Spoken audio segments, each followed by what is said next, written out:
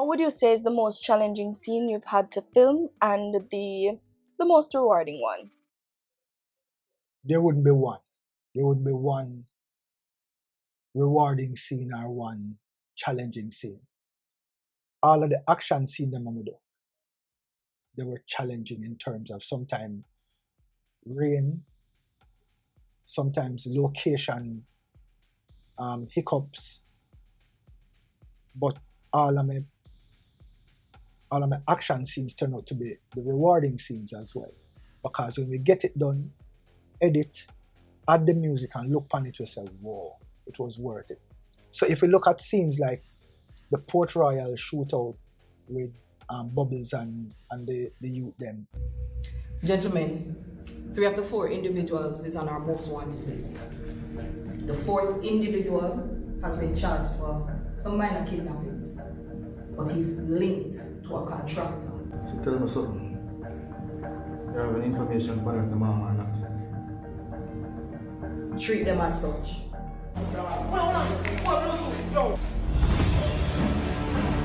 What is that? You know, say them are gonna move.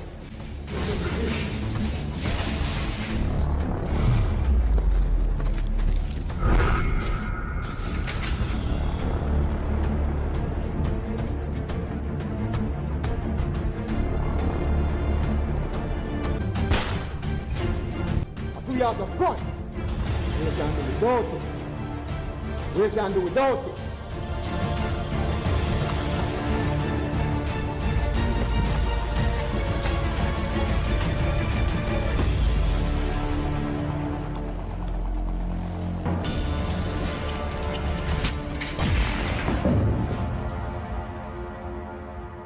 When you look at the Spanish Town crew and the Haitian them,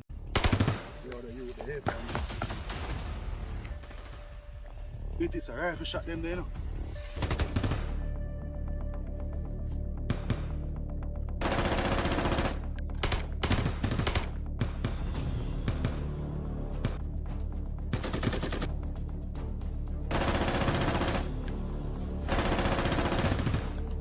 when you look at scene like when Whisper take on the Haitian youth them and then him they get knocked out.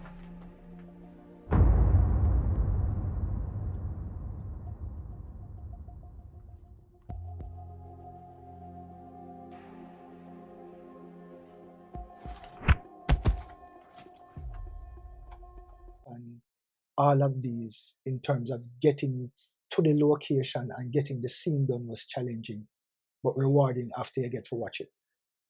But scenes that was not challenging that I find to be very rewarding is recently when we shoot scenes with the agents having them meeting.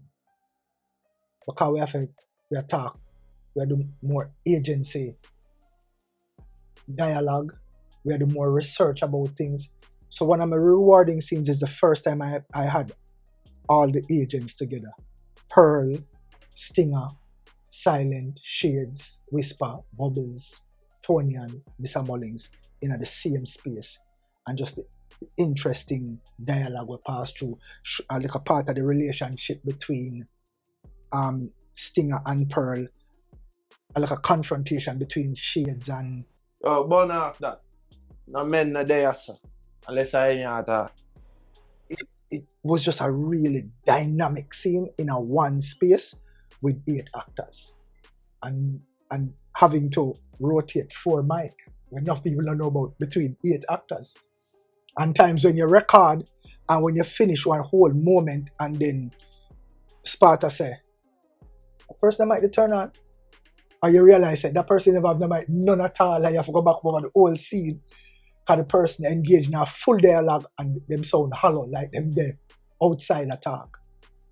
But all my scenes that I do with the agents, having meetings, talking about things that have to do with just agency, I really like them scenes because we get a chance to brainstorm and talk about things that's actively happening in the society. What are the challenges you face in getting the episodes done in terms of location, actors, filming, editing, everything? What is that like? It is just as fun, just as challenging as any production. It's just that it give me a deeper appreciation for pre-production work, like the things where we can watch a whole heap of things on YouTube and see how pre-production work go, and it might scare some people. For me, it's always exciting. I say, yo, there's so much work going on. But when you unite yourself, then you realize how much things you have to figure out. And when you make some of the magic happen and watch it back and say, yo, if this fool me, then we know it have a fool the audience. So I'm going to talk about a scene where we did do with Carlton and Dr. Grant. One of the famous fighting scenes them where Carlton and Dr. Grant fight and him use the thing, and I think she hit him with something and it broke on him, and that scene there where people don't know about is that Carlton was so much in character that him hold her under her throat and she almost passed out in her real life. Is when I say she hit him hand, I realized that him really in character, because and we have to cut that scene there and give her a moment for it. The place where she climbed out on, the ledge where she climbed out on in her heels, that was all her doing. She just decided when she look and see the place, she said, I remember, you know, we're 2 stories up. Mm-hmm. If she slip off it, is a nice fall. And she decided that she'll go out there because that's where she want to stand up and hide from him. And even when I try to talk her out of it, that's why, you know, that code that anyway you stand up, big up yourself. She is a true method actor. Same thing with Tesfa, method actors. When you couple them people and you see the kind of fire that come off screen, is because it's 2 actors who understand the assignment. That scene ended where Carlton inject Dr. Grant with something that, as far as the audience know, she died. Mm-hmm. It was in a unfinished building without a window over them, where it never finished or have no window louvers in there. And that's where we finish the thing. 3.5 months later, I want Dr. Grant to come back into the show based on where the story was going. I said, yo, if Dr. Grant come back here, so it would have, you know, it would have powerful, it would have been strong. But we would like to pick up from where we left off, mm-hmm. for sure, how she got out of this thing, and the fact that it wasn't poison, it was just something to knock her out in the moment. But the place where we shoot 3 months earlier, or 3.5 months earlier, fully developed now, and people living there. And we went to a range in Spanish Town and see a building, and Tesfa was the one who said to me, I'll go inside this and look if anywhere in there look like the place. This one walk on there is almost a replica of the place where we shoot. This is the challenge now. That place is not easy to get to. The range itself, because cars can't go all the way to that place. Where your car can go and stop, leave you about maybe 3/4 miles from the exact location. And you walk through what look like a riverbed with some kashamaka along so. So we drive up to a point, park, come out, and walk, go up, and the coda is in maybe 3-4 inch heels, thick heels, and walk, go up. And when it get rough, she take off her shoes and she walk through the macadam, carefully measuring her steps, but she walk, go up there, and it's a 3/4 mile we walk to get to the place.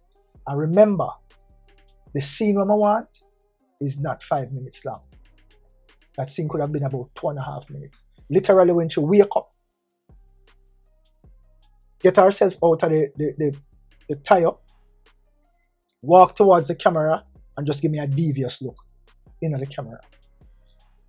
the journey to the location was much longer than the shoot itself. The shoot was done in 30 minutes tops. The journey there could have been almost an hour. To drive to get to the first point, to drive up to the next section, to walk to the place. So that in itself is when people say a 2-minute scene, a 3-minute scene at certain place with certain action sequence, sometimes it takes hours to get that alone done. Plus, sometimes actors can be going through certain things where you have to hold on a little bit and wait for them for build back from moments. So when you just watch some of the things on YouTube, and you realize shooting pause for all weeks, and then I have to go back and recreate that same space. And when I did that scene, that was a perfect example of movie magic, what me say, on YouTube. Yeah. Me get tricked too. Because you, as a fan of the show, never know Me get tricked. the magic with camera is that me can make you say what me want you to say. So once me zone in, so all me have to do to cut out the background that people would pay attention to is just get a closer shot of the coda. So your focus has to be what I'm showing you, which is this. So you don't see a whole heap of that. All me know is me remember that there's a light coming from the window in the back, so me try capture back that light. Me go back there basically the same time of day, so I could catch back that light. So it's a whole heap of thing go into it. But when you have an audience that is responsive and really into it, you feel the need for always get the stories done. Speaking of light, if it's a case where let's say you have a morning scene and you want to do a continuity of that scene, right? But let's say the actors that were available then, they're not available until maybe around 4 or 5 o'clock. In order to get back that light, what would you do? That difficult because if it's an outdoor scene, you now have to put up your standing lights now and hope that you can hit them from an angle where it brightens that scene for match back with the day scene. So, but if it's indoor, it's a little easier if it's indoor and you close back the windows and you hit bright lights from your ceiling. If you have a white ceiling, then you can recreate, because people don't see what is happening outside.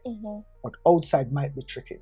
So you might have to just work out where the actors are available close to that time, days later or weeks later. And hope is not it's usually more difficult with females. I mean, I say this for this, none of the female there, but through them have to change hairstyle and do this and do that. Sometimes them shave them eyebrow and you do a close up of them, but last week the eyebrow did bushy and now you have some razor sharp something go through. But it's a part of the game. Yeah, it's a part of the game. Yeah. But I, for one, I am entertained and I enjoy being on set with you guys. Like, to see how it plays out, what you do to get things done. As I said, I was strict.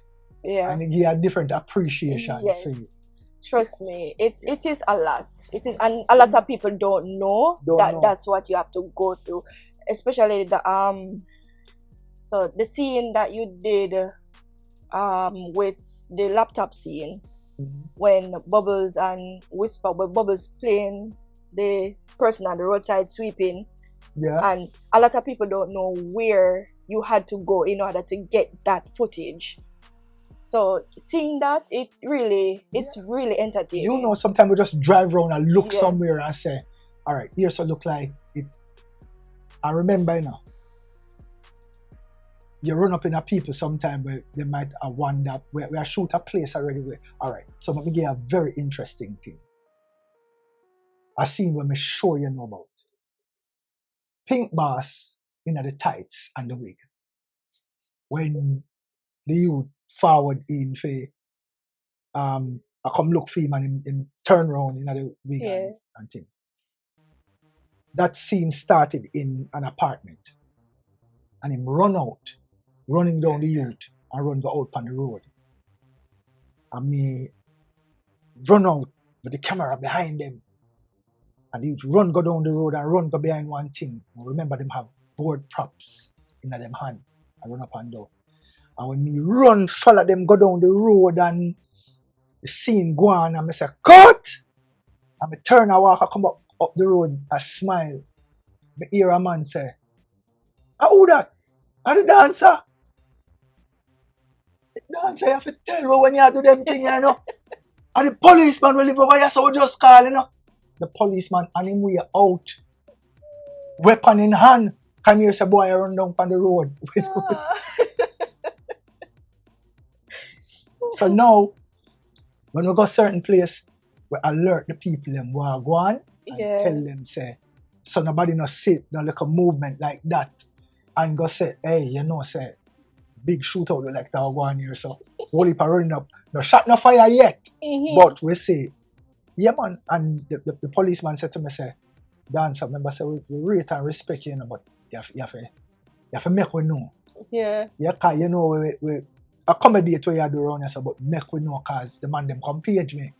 And I ready up now for come, you know. Quash wagwan.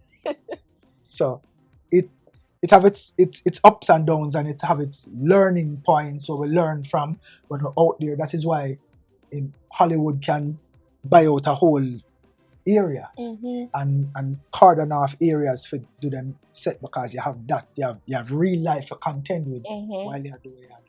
Because you don't have the budget for lock off a whole place. Yeah. But yeah man. Stay tuned for part 3.